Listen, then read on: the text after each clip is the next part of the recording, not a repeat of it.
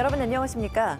금은방 흉기 강도 사건의 용의자가 범행 이틀 만에 광주광역시에서 검거됐습니다. 용의자는 조금 전 부산으로 압송됐는데요.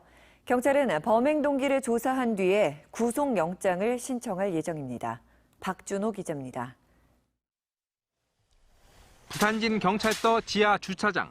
경찰관들이 금은방 강도 용의자를 에워싸며 사무실 내부로 들어갑니다. 용의자 얼굴은 옷으로 가려진 상황. 범행을 저지르신 이유가 뭔가요?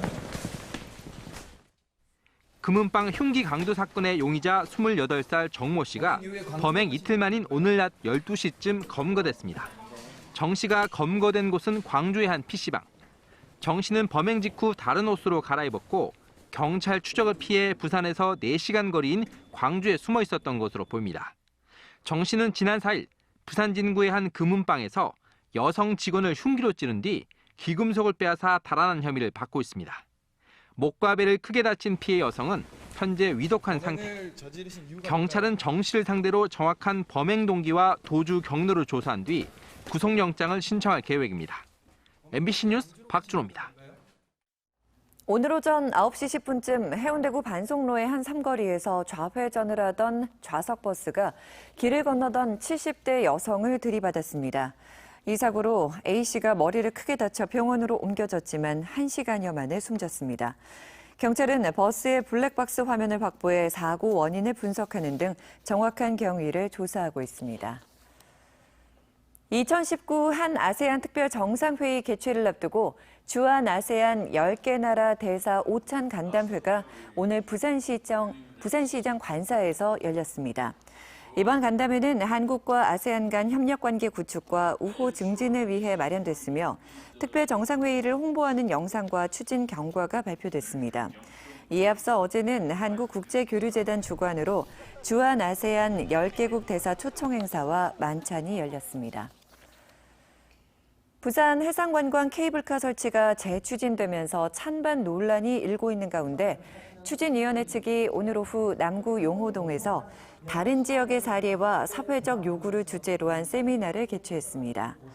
부산 해상관광 케이블카 추진위원회는 환경 문제 등에 대한 정확한 사실과 국내외 관광객 유입에 따른 파급 효과를 알리기 위해 이번 세미나를 마련했다고 밝혔습니다.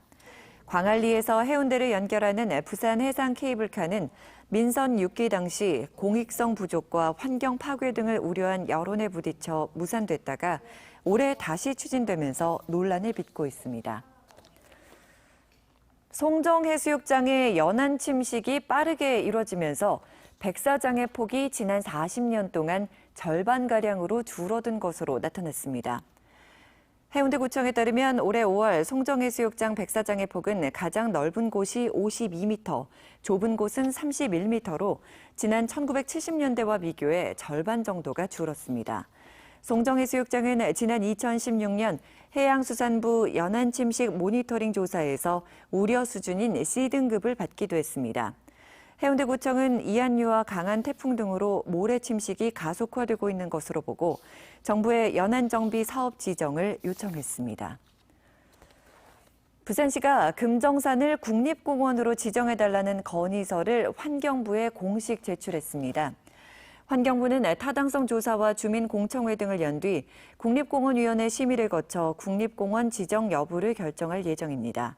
그러나 금정산은 사유지의 비중이 80%를 넘는 데다 국립공원으로 지정될 경우 재산권 피해를 우려하는 주민들의 반대가 커 국립공원화 가능 여부가 불투명한 상황입니다.